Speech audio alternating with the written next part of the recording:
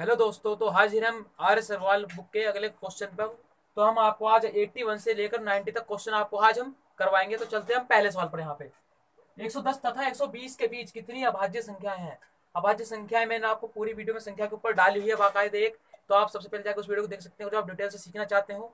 नहीं तो अभाज्य संख्या को मैं शॉर्ट में बता देता हूँ। वो संख्याएं जो या तो खुद से डिवाइड हो या एक से डिवाइड हो, जिनका एक के अतिरिक्त कोई गुणनखंड ना हो, वो संख्या क्या कहलाती है? अभाज्य संख्या कहलाती है। तो 110 के बाद चलते हैं 111 पर। देखिए 111 हमारी नहीं होगी, क्योंकि 111 में तीन अंकों का योग कितना हो जाएगा? 3 हो जाएगा, जो कि 3 से डिवाइड है। 112 भी नहीं होगी। 113 एक होगा संख्या के बारे में। तो अभाज्य संख्या की हमारी एक तरीके से हम पहली संख्या लेते हैं 161। तो 161 देखिए किसके वर्ग के आसपास है। तो हम बात करते हैं यहाँ पर कि 161 के हमने दो वर्ग ले लिए। एक तो हमारा 12 का वर्ग 117, 144। ठीक, हमने इसे फालतू लिख तरह 169 तो हमारे यहाँ पता चला हमें किसका वर्ग होता है? हमारे तेहरे का वर्ग होता है। ठीक, तो तेहरे के वर्ग से ये कम है। तो तेहरे से निचली जितनी भी संख्या है उनसे पहले डिवाइड करके देख लेंगे। उससे किसी में संख्या डिवाइड हो गई तो ठीक है, नहीं तो नहीं सही। तो हम देखते हैं यहाँ पे तेहरे के वर्ग से नीचे हमने पहले सबसे पहले दो लिया हमने। दो से तो कटेगी नहीं हमारी संख्या ये कोई भी। तो अब देखिए निम्नलिखित में से कौन सी एक अभाज्य संख्या है। तो हमारी बात है 161 की। तो 161 देखिए किस संख्या के वर्ग के आसपास है। तो देखिए पहले हम मान लेते हैं कि इससे अगली संख्या होती है कितनी? 169, जो कि किसका वर्ग होती है हमारी? ये होती है हमारे तेहरे का वर्ग। तो हम पता चलेगा कि तेहरे के वर्ग से तेहरे का वर्ग इज ग्रेटर देन कितना? 161। जो तेहरे से छोटी जो अभाज्य संख्या है और ये उनसे डिवाइड हो गई तो ठीक, नहीं तो एक अभाज्य संख्या होगी। तो बात करते हैं पहले नंबर दो से। तो क्या दो से डिवाइड होगी? दो से डिवाइड होगी सम होनी चाहिए, तो सम तो है नहीं। क्या तीन से डिवाइड होगी?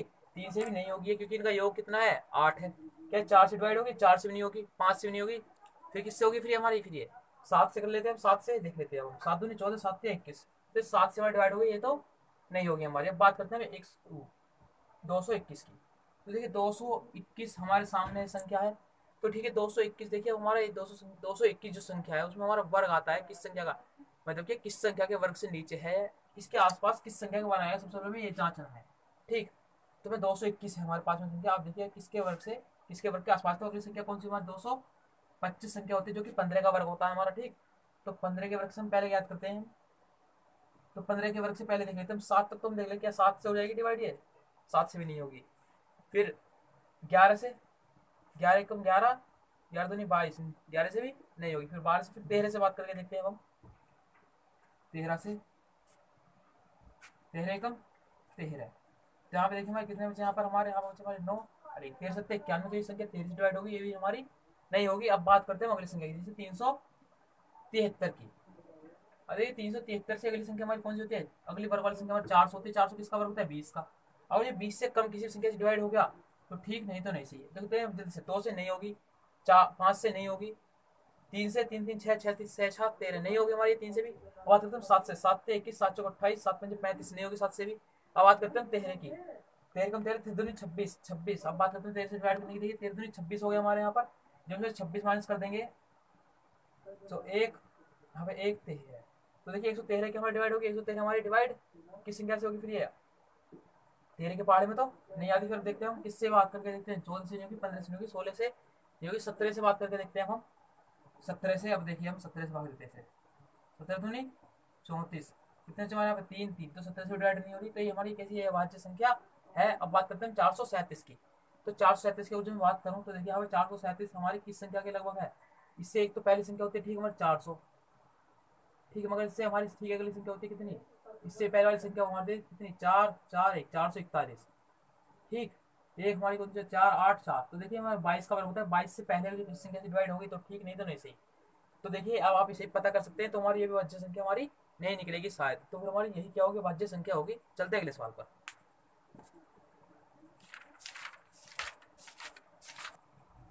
तो हम यहाँ पर बात करते हैं कि प्राकृतिक संख्या, हमारी कोई प्राकृतिक संख्या है एन के लिए, एन की क्यूब माइनस एन सर्वदा किस संख्या से, किस बड़ी से बड़ी संख्या से व्यक्त होगा? मतलब कौन सी बड़ी से बड़ी संख्या से कट सकता है। तो हम बात करते हैं वो एक सभी में एक ऊंची है। तो पहले हम बात करते हैं, देखिए अगर मैं इसका गुणनखंड करूँ तो मैं सोचता हूँ एन कॉमन ले लो, जो मैं कंद के हमारा n square minus k one.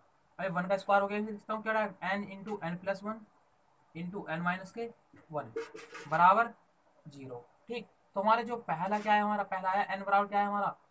Minus का वन या फिर प्लस का वन, हमारा वो दोनों चीज आ सकती है, माइनस का वन हो सकता है, प्लस का वन हो सकता है, दोनों में ठीक। तो हम देख लेते हैं क्या के जैसे एन बराबर हमने निकाला, प्लस का वन हो गया एन बराबर वन रखने पर।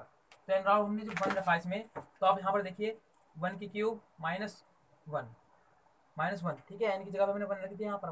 देखिए वन की क्यूब कितनी होती है हमारी, वन होगी, माइनस के वन कितना हो जाएगा हमारा, जीरो। अब आप कहते हैं माइनस के रखने, तो माइनस की क्यूब है कि माइनस माइनस कितना हमारे प्लस एक, जब भी जीरो बैठता। तो एन बराबर हमने एक रख लिया, मतलब कि एन का मान हमें न्यूनतम कितना रखना है, एक से रखना है। अब हम चालू करते हैं दो रखने पर। तो एन बराबर दो रखने पर, एन बराबर दो रखने पर, तो हम देखते हैं दो की क्यूब माइनस एक, दो की क्यूब, देखिए अब जरा हम दो की क्यूब जब हम करेंगे, दो की क्यूब माइनस के दो, तो दो की क्यूब में कितनी हो जाएगी हमारी, देखिए आठ हो जाएगी, आठ माइनस के दो कितना हो जाएगा हमारा, छः। तो यहाँ पर हमारी संख्या कितनी है, छः आई। चलते हैं अगली संख्या पर, एन बराबर तीन रखने पर, तो तीन की कितने हमारे सत्ताईस माइनस के तीन, और सत्ताईस तीन घटाओ कितना होगा, तीस। देखिए तीस के कितने छः पंजे तीस। अब मैं अगर चार रखता हूँ, चार फिर देखिए चार में तो खुद दो का आ गया गुणनखंड। तो इसी प्रकार से हमारी छः वो संख्या होगी जो हमारी हर संख्या किसी गुणनखंड में मिलेगी। छः से जीरो डिवाइड हो सकती है, छः से ये संख्या डिवाइड हो सकती है, छः से तीस डिवाइड हो सकता है, तुम्हारी बड़ी से बड़ी ये छः से डिवाइड। तो यहाँ पर हम चलते हैं अगले सवाल पर। यदि n एक धनात्मक पूर्णांक है तो तीन की घात चार एन माइनस चार की घात तीन एन सदैव निम्नलिखित में किस संख्या से पूर्णतः विभक्त होगा। तो ठीक हमें ये डिजिट दी हुई है कि किस संख्या से पूर्णतः विभक्त होगा, संख्या में सात, सत्रह, 112 और 145। तो सबसे समझिए धन पूर्णांक संख्या क्या है। तो अगर जो आपको उसको देखना हो तो मैं पहले वीडियो दे चुका हूँ, मैं आपको बता रहा हूँ, तो उस वीडियो को आप जाके देख सकते हैं। तो यहाँ बात करते हैं इस वाले सवाल की। तो यहाँ पर देखिए अब कि मैं लिख सकूंगा तीन की घात चार की घात एन माइनस चार की घात तीन की घात कितनी, एन बराबर। तो आपको पता होगा, तो मैं लिखे दे रहा हूं फिर से अभी कि ए की घात एन माइनस बी की घात एन जो है हमेशा ए माइनस बी से विभक्त होता है। ठीक हमारे तरीका है हमें जानने के लिए इस संख्या को। देखिए फिर हम लिख सकते क्या, तीन की पावर चार कितना हो जाएगा हमारे, 81 हो जाएगा। 81 की पावर एन माइनस चार की क्यूब कितनी आएगी, चार की तीन कितनी 64 हो जाएगी हमारी की घात एन। तो ठीक अब बात करते हैं यहाँ पर, मुझे मैं डायरेक्ट इनका अंतर लेता हूँ डायरेक्ट। देखिए फिर ए माइनस बी से व्यक्त होगा, तो ये भी ए माइनस बी से व्यक्त होगा। तो ए हमारे ये है, बी ये है, तो फिर ए माइनस बी कितना आएगा हमारा, 64 बराबर कितना आएगा हमारा, सात और एक, 17 से विभक्त ये संख्या हमारी होगी। चलते हैं अगले सवाल पर। तो हम चलते हैं इस सवाल पर कि 127 की पावर 127 प्लस 97 की पावर 197 तथा 127 की पावर 97 तथा 97 की पावर 97 का उभयनिष्ठ गुणनखंड होगा। उभयनिष्ठ मतलब कि जो इसके अंदर भी है उसके अंदर भी सेम हो, तो दोनों डिजिट सेम है। और मैं एक का गुणनखंड निकाल लेता हूँ तो उसका भी हमारा वो ही आ जाएगा। तो हम बात कर लेते हैं। तो उससे पहले यहाँ ध्यान रखिए हमारा एक नियम होता है कि ए की घात एम प्लस ए की घात एम का उभयनिष्ठ गुणनखंड जो होता है हमारा क्या होता है, वो होता है हमारा ए प्लस बी ही होता है। ठीक तो ठीक हमें आप बात करते हैं यहाँ पे उभयनिष्ठ गुणनखंड का मतलब भी ऐसे डिवाइड भी हो जाएगा फिर हमारा। ठीक अब तो बात करते हैं यहाँ पर। तो इनको उभयनिष्ठ गुणनखंड क्या होगा हमारा 127 प्लस के 97। तो देखिए हमारे साथ साथ कितना हो गया, 14 9 एक 10, 10 एक 11 की पावर, देखिए 9 और एक 10, 10 दो 12 की पावर, दो हासिल लगा कितना एक यहाँ पे हमारा, तो कितना हो गया एक और एक दो, 224 से हमारा क्या होगा एक गुणनखंड इसका उभयनिष्ठ होगा। चलते हैं अगले सवाल पर। तो हम चलते हैं क्वेश्चन नंबर यहाँ पे 86 की तरफ। तो हमें विद्या यदि प्राकृत संख्या कौन सी हमारी, प्राकृत संख्या हमारी कितनी, 10 की पावर n माइनस के 1। ठीक बराबर इसके अंकों का योग कितना हमारे दे रखा है, कितना है इसके अंकों का योग 0 7, इसके अंकों का ये है। ठीक हमारा मतलब कि ये पूरा माइनस कितना आना चाहिए, तो n की जगह पर हम क्या वैल्यू रखें जो इतना आ जाए। ठीक तो हम देख लेते हैं पहले हमारा ये सवाल कैसे होगा कैसे नहीं होगा, फिर हम देख लेते क्या होगा n का मान क्या होगा हमारा। ठीक तो हम जानते हैं कि आपको एक पहले बात बताई थी मैंने, अभी आपको याद होगी तो आपको a की पावर n माइनस b की पावर n का उभयनिष्ठ जो गुणनखंड होता है वो क्या होता है हमारा, इसका उभयनिष्ठ जो हमेशा डिवाइड होता है इसका उभयनिष्ठ गुणनखंड होता है a माइनस बी से जरूर डिवाइड होता है ये भी। ठीक तो इसी में इसकी बात कर रहा हूँ, और 10 माइनस 10 की घात n माइनस में एक की घात भी n कर लूंगा तो इसकी वैल्यू एक ही रहेगी हमारी, एक की घात कितनी भी हो एक ही रहेगी हमारी वैल्यू। तो यहाँ पे इसका उभयनिष्ठ गुणनखंड कितना होगा हमारा, 10 माइनस के एक बराबर कितना होगा 9। 9 का मतलब ये संख्या उभयनिष्ठ गुणनखंड है इसकी। ठीक 9 समझ गए, तो हमारा कितना गया 9 हो गया। और मैं देखना कि इसमें 9 9 ये जो 9 है इसमें कितनी बार आया है इस संख्या में, तो देखिए 9 से डिवाइड करके देख लेते हैं। तो 4707 डिवाइड बाई 9, क्योंकि हम इससे डिवाइड करते हैं इसे। और जो मैं देखता हूँ प्राकृत संख्या को योग्य है, तो हम देखते हैं n का मान क्या था, और जो मैं n की वैल्यू देखनी तो हम इसे डिवाइड करते नहीं करते इससे हम। और जब इससे डिवाइड करते हैं इसका गुणनखंड एक ये भी है हमारा, तो हम इससे डिवाइड कर सकते हैं नहीं कर सकते। तो फिर देखिए हमारा डिवाइड में आंसर क्या जाएगा, यहाँ पे हमारा आंसर आ जाएगा, हमारा आंसर आ जाएगा यहाँ पे, आप देख लीजिए बड़े ध्यान से। हमारा आंसर होगा यहाँ पर हमारा 9 9 चौवन 9 पंजे 45। हमारे कितने बचे यहाँ पे, 2 बचे, 9 दूनी 18 और 9 तिया 27, तो 523 होगा हमारा आंसर। चलते हैं अगले सवाल पर। तो चलते हैं यहाँ क्वेश्चन नंबर 87 पर। एक से लेकर हमें 100 तक की संख्या को परस्पर गुणा किया जाता है, तो हमसे पूछता है लास्ट में कितने जीरो होंगे। तो देखिए जीरो किस में होंगे, या तो जीरो 10 में होंगे, या फिर कोई हमारा गुणनखंड ऐसा हो जो कि 2 की घात n या 5 की घात n के रूप में हो, 2 5 10, उसमें जीरो आएंगे। तो हम केवल जीरो जीरो वाले गुणनखंड ले लेंगे। जैसे हम बात करते हैं 2 की और 5 की, 2 5 10 हो गया हमारे एक, ये तो गुणनखंड बनाएंगे हमारा। फिर ये हमारा 10 हो गया, ये जीरो बनाएगा, ये जीरो बनाएगा, एक 10 तो में जीरो होगी हमारी। फिर अब आगे चलते हैं, हमारे 11 12 15, 15 दूनी 30 हो गया हमारा। ठीक, एक ये बनाएगा हमारा। अब बात करते हैं आगे, फिर कौन सा हमारा 20 हो जाएगा। ठीक, क्योंकि और फिर बात करते हैं हम आगे की 21 भी नहीं होगा, 22 भी नहीं होगा, फिर कौन सा 25 दूनी 2 25 दूनी 50। मतलब क्या आप समझ लीजिए, जीरो में डायरेक्ट आपके सामने लिखता जा रहा हूँ पीछे से। पहले देखिए 100 से हमारे कितने जीरो हो जाएंगे, 2 जीरो तो हमारे नहीं हो जाएंगे। ठीक, 2 जीरो हमारी होगी। फिर इससे ऊपर एक संख्या आती है हमारी क्या, 95। 95 की जब हम 2 से गुणा करेंगे लास्ट में एक अंक है, फिर 2 हो जाएगा। हम बात करते हैं कि 1 से लेके 1 2 3 10 तक हमारी संख्या होगी, डॉट डॉट डॉट, आप समझिए पहले यहाँ पर। फिर और 2 से लेके होगी 21 11 से लेके, ऐसी हमारी कितनी होगी, 91 से लेके 11 21 31 41।